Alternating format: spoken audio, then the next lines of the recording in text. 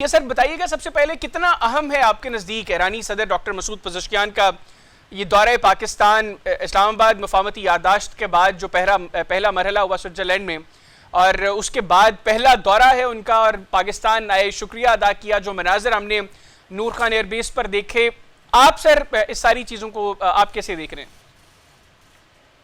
جی بالکل آپ نے ٹھیک اشارہ دیا. یہ صرف آپٹکس نہیں ہے. ایک تو یہ ڈیفینیٹلی ہے دورہ جس میں آئی ایم شیور ایرانی صدر نے ایک جیسچر آف گریٹیٹیوڈ دکھانا ہوگا. مقصد کہ پاکستان کے وہ ضرور شکریہ ادا کرنے آئے ہوں گے کہ پاکستان نے بہت ہی چیلنجنگ سچویشن کے اندر بیلنس کیا اپنی کریڈیبلٹی کو، ایک نیوٹرلٹی مینٹین کی، اور پھر جو دو سائیڈیں، ایک طرف ایران اور ایک طرف امریکہ بیک بائی اسرائیل جو جنگ لڑ رہے تھے، جس کے بہت زیادہ ڈائیورجنٹ اور مشکل ملٹری آبجیکٹو تھے خاص طور پر امریکہ کے لیے، اور ایک ایلیمنٹ آف امبیرسمنٹ بھی تھا امریکہ کے لیے کیونکہ وہ ملٹری آبجیکٹو حاصل نہیں کر پائے تھے. اس دوران امریکہ کی سینسٹیوٹی بھی لاجیکل تھی کہ اس کو کنورجنس چاہیے تھی. ایسے ڈائیورجنٹ قسم کے آبجیکٹو کو کنورج کرنا انٹو نیگوسیشن، اور کسی سٹیج پر بھی کسی سائیڈ کو بھی احساس نہ ہوا کہ پاکستان کوئی سائیڈ لے رہا ہے یا بائسزم ہے یا ایک ایلیمنٹ آف نیوٹرلٹی کمپرومائز کر رہا ہے پاکستان.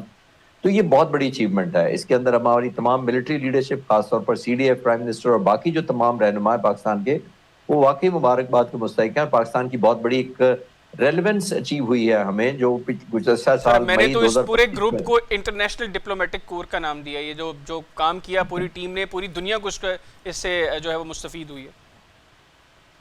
جی میں یہی عرض کر رہا تھا کہ اس میں بہت چیلنجنگ تھا. ایک عام طور پر جو سب سے زیادہ ایک اور ڈفرنس ہے پاسٹ میں، ٹریڈیشنلی کچھ ایسے ممالک اسٹیبلشڈ اپنی کریڈیبلٹی کر چکے تھے کہ وہی نیگوسیشن کریں گے جب بھی مذاکرات ہوں گے. تو یہ وہ ملک عام طور پر یا اکنامکلی اسٹرانگ ہوتے تھے، یا ملٹریلی اسٹرانگ ہوتے تھے، یا ڈپلومیٹکلی اسٹرانگ ہوتے تھے.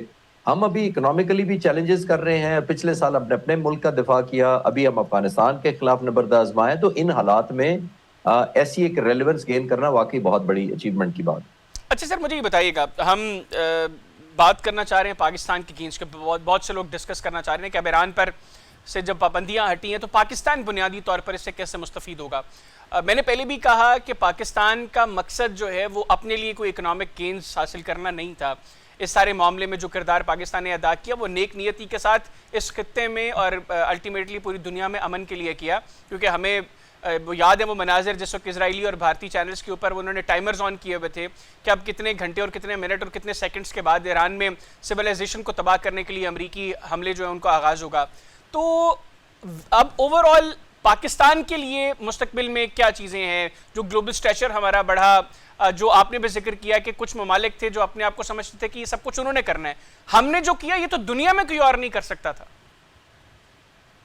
جی بالکل. دیکھیے ہمارا جو سٹیچر ہوا ہے وہ تو ڈپلومیٹک ہوا ہے، پولیٹیکل ہوا ہے، نیگوشیٹر کے طور پہ. لیکن جو عام پاکستانی 25 کروڑ لوگ ہیں ان کو بھی بینیفٹ اور ڈیویڈنڈز اس کے پہنچنے چاہیے. ایران ظاہر ہے کیسا ہمارا نیبر ہے جس کے پاس دنیا کا تیسرا بڑا ذخیرہ ہے گیس اور آئل کا. وہ اب بینیفٹ پہلے ایک پلان بھی ہوا تھا گیس پائپ لائن کی وجہ سے، اور وہ پھر سسپینڈ ہو گیا یا ہولڈ بیک ہو گیا، انٹرنیشنل پریشر، سینکشنز.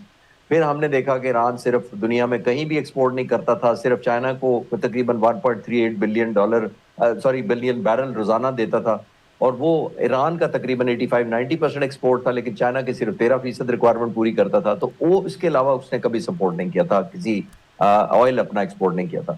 اب پاکستان اگر آئل امپورٹ کرنے میں کامیاب ہو جاتا ہے تو یہ بائی لیٹرل صرف ٹریڈ نہیں ہوگا، یہ ہماری اکانومی کو بہت بوسٹ کرے گا. اس پورے خطے میں سب سے زیادہ مہنگی بجلی ہمارے ملک میں ہے، جس کی وجہ سے میں کچھ انڈسٹریلسٹ کو جانتا ہوں وہ جو ایکسپورٹ کرتے ہیں تو کمپٹیٹیو ایج نہیں ہے ان کو ہندوستان، بنگلہ دیش اور دوسرے جو ریجنل ممالک ہیں. پاکستان کے لوگ فیول کا مطلب یہ نہیں ہے کہ ہم آپ کے اور میرے فیول ٹینکس بالکل جہازوں ٹھیک بات. ہمارے جو وہ سستے ہوں گے گاڑیوں میں، جہازوں میں سستا ہو جائے گا. اس سے آگے بھی فیول کی بات ہے، جس کا مطلب ہے بجلی سستی ہوگی، ہماری انڈسٹری گرو کرے گی، ہمارا فورن ایکسچینج بڑھے گا، ہمارا فورن ریونیو جب ان پٹ آئے گی تو ظاہر ہے ہمارے قرضے آسانی سے اتاریں گے. تو I think over all Pakistan کی اکانومکلی بہت اچھا ہے. لیکن اس پہ کوشچن بھی ہے کہ ظاہر ہے بہت سارے ممالک نہیں چاہیں گے کہ پاکستان ایک گرو کرے، اسٹیبلائز ہو، اکنامکلی چیلنجنگ سچویشن سے نکل سکے. لیکن اصل یہی ہمارا امتحان ہے کہ ہمارا جو ایک نیو فاؤنڈ لیوریج ہے ڈپلومیٹک بھی، پولیٹیکلی بھی، ہم عام آدمی تک اس کا لیوریج کیسے پہنچا سکتے تو ہیں؟ سر ویسے ہم نے دیکھا کہ جس وقت سوئٹزرلینڈ میں وہ مذاکرات ہو رہے تھے، پیرالل اس کے قاہرہ میں پاکستان، سعودی عربیہ، ایجپٹ اور ترکیہ کے فارن منسٹرز بیٹھے تھے، اور ایک مسلم کوارڈ کی بھی باتیں ہو رہی ہیں. ایک تو اس کے حوالے سے کہ وہ اب کتنا اہم ہو جائے گا، اس کی ریلیونس کتنی زیادہ ہو جائے گی، اور اس ریجن کا جو بالخصوص مڈل ایسٹ کا جو فیوچر سیکیورٹی آرکیٹیکچر ہے، اس میں اب ایران کی آپ کیا پوزیشننگ دیکھ رہے ہیں؟ ظاہر ہے، دیکھیے ایران نے تو ایک نیو فاؤنڈ لیوریج حاصل کی ہے، ملیٹریلی ثابت کر کے اپنی سسٹینیبلٹی کو، ریزیلینس کی ثابت کی ہے. دوسرے ممالک جو خاص طور پر امریکہ کے الائز تھے یا انہوں نے اڈے دیے ہوئے تھے، ان کے اندر بھی ایک ریئلزم آیا ہے، اور وہ ریئلزم یہ ہے کہ امریکہ اپنے اڈوں کا، چاہے وہ بحری اڈے تھے، ہوائی اڈے تھے، ان کا بھی ڈیفینڈ نہیں کر سکا، تو ان ملکوں کے کیا ڈیفینڈ کرے گا؟ ایک نیو فاؤنڈ ریئلزم وہ بھی ہے. ایران کی طرف سے جو اٹیک کیا گیا ہے، تو کچھ ملکوں کے ذہنوں میں اپریہنشن ہوگی کہ ایران جو مضبوط ہے جتنا ہوا، وہ ان ملکوں کو انیزی کر رہا ہے، خاص طور پہ مڈل ایسٹ کی میں بات کر رہا ہوں. تو یہ ڈائمنشن چینج ہوئی ہے. جو آپ الائنسز کی بات کر رہے ہیں، وہ ڈیپینڈنٹ ہوگا کہ جو تمام ممالک ہیں، یہ وش لسٹ تو ضرور ہو سکتی ہے ہماری، میں آپٹیمسٹ ساؤنڈ کرنا چاہتا ہوں، جی لیکن میں کوشچن کے ساتھ اس لیے چلنا چاہتا ہوں کہ ڈیپینڈ کرے گا کہ یہ تمام ممالک کے بڑی طاقتوں اور خاص طور پر امریکہ کے ساتھ کتنا لیوریج لے سکتے ہیں. کیونکہ امریکہ نہیں چاہے گا کہ اس کے مقابلے میں ایک مڈل ایسٹ میں اور سینٹرل ایشیا میں یا ساؤتھ ایشیا میں ایک ایسی طاقتیں یا ایسا الائنس بن جائے جو اس کی انٹرسٹ کو کوئی کلیش کرے. اب برکس کی ایگزامپل آپ کے سامنے ہے، جی، جس کے اندر اب برازیل ہے، رشیا ہے، انڈیا ہے اور چائنا ساؤتھ ہے، افریقہ ہے، چائنا. چائنا ہے. تو اس کو پسند نہیں کیا پریزیڈنٹ ٹرمپ نے، انہوں نے یہاں تک کہا تھا کہ یہ ساری میرے ڈالر کے خلاف کانسپریسی ہے. تو میں ساؤنڈ نیگیٹو نہیں کرنا چاہ رہا، لیکن ہماری کیونکہ اب لمیٹیشن ہے کہ ہم اسی طرح اکانومی کے ساتھ، چیلنجنگ کے ساتھ نہیں رہنا چاہتے، گرو کرنا چاہتے ہیں. خاص طور پر آپ ایک اور چیز کی طرف اشارہ کریں، ساؤتھ ایشیا، جی اس میں جو سارک کے ممالک ہوا کرتے تھے، جو ہم بنگلہ دیش، سری لنکا، پاکستان، بھوٹان، نیپال، بنگلہ دیش، جی یہ تمام ممالک دنیا کا 22% ہیں پاپولیشن میں، اور ہم آپس میں ٹریڈ تمام ممالک مل کر شاید 5% کرتے ہیں. بالکل جس ٹھیک. کا مطلب کیا ہوا کہ ہم ایکسٹرنلی ایکسپورٹ کرتے ہیں، ایک دوسرے کا بھلا نہیں کرتے ہیں. بالکل ٹھیک. Because of our own application, اور میجر انڈیا کا رول ہے، وہ آج آپ کا سبجیکٹ نہیں ہے، میں اس پہ جی فوکس نہیں کرنا چاہتا. لیکن ریجنلی ہمیں گرو کرنا چاہیے، ڈیپینڈنسی بڑھنی چاہیے. یہ نہ صرف وش لسٹ ہے بلکہ نیڈ آف دی آر ہے. لیکن ہیونگ سیڈ دیٹ، پھر میں کہوں گا کہ پھر ڈیپینڈ کرے گا کہ تمام ممالک جو دلچسپی رکھتے ہوں گے، وہ امریکہ کے انفلوئنس سے کتنا نکل پاتے ہیں. اس پہ ڈیپینڈ، ان کے کیا سٹیک ہیں ان ملکوں کے ساتھ، obligation کیا ہے ان کی.